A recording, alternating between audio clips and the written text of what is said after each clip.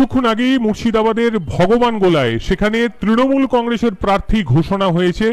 তৃণমূল কংগ্রেসের প্রার্থী হিসেবে সেখানে নাম ঘোষণা করা হয়েছে ব্লক সভাপতি সেখানকার রেয়াত হোসেন সরকারের। তারপরেই তিনি নেমে গিয়েছেন প্রচারে। সেখানে দাঁড়িয়ে বিধায়কের যে নির্বাচন, উপনির্বাচন, সেখানেও আপনার প্রার্থী তালিকায় নাম কি বলবেন? ধন্যবাদ জানাই আমাদের দলের সুপ্রিমো মমতা ব্যানার্জিকে এবং আমাদের সেনাপতি অভিষেক ব্যানার্জিকে এবং দলের সর্বস্তরের নেতা নেত্রী এবং কর্মীদেরকে যে আমার উপরে আস্থা রেখেছেন এবং দলের যে গুরু দায়িত্ব এই মাঠে লড়াইয়ের 62 নম্বর ভংলা বিধানসভার উপনির্বাচনের দায়িত্ব আমাকে ন্যস্ত করা হয়েছে।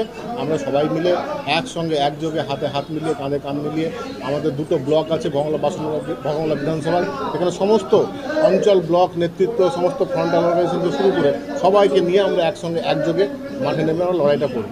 এই যে ভগবানগোলা যেখানে বারংবার ইস্যু উঠেছিল যে দমকল এবং বলা যায় যে কলেজ, সেক্ষেত্রে কার্যত আমরা দেখেছি বারংবার এখানে অগ্নিকাণ্ডের ঘটনা। আপনার কি দাবি থাকবে?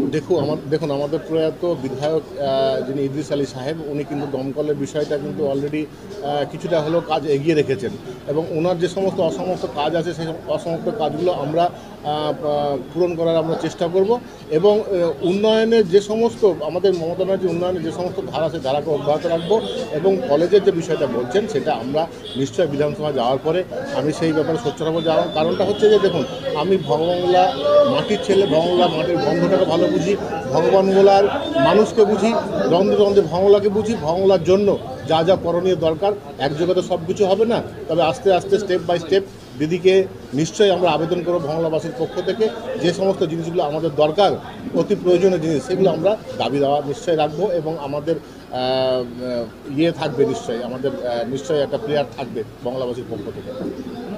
মূলত আপনি কি বার্তা নিয়ে মানুষের কাছে ভোট চাইতে যাবেন বা কি আপনার থাকবে? দেখুন, বার্তা তো দেখুন দেওয়ার কিছু নেই, যে উন্নয়নের যে ধারা চলছে যে সমস্ত প্রকল্পগুলো আছে, আজকে দেখুন 100 দিনের কাজের যে প্রকল্প আমাদের যে টাকাগুলো আটকে রেখেছিল মোদী সরকার অন্যায়ভাবে, যুক্তরাষ্ট্রীয় পরিকাঠামোয় যেটা একটা অসাংবিধানিক একটা প্রক্রিয়া, সেই অসাংবিধানিক প্রক্রিয়াটাকে তবুও কিন্তু দিদি এবং আমাদের সেনাপতি অভিষেক ব্যানার্জি যৌথ প্রয়াসে এবং তাদের একান্ত প্রচেষ্টায় যেভাবে তাদের নিজের প্রচেষ্টায় রাজ্যের ভাড়ার থেকে যেভাবে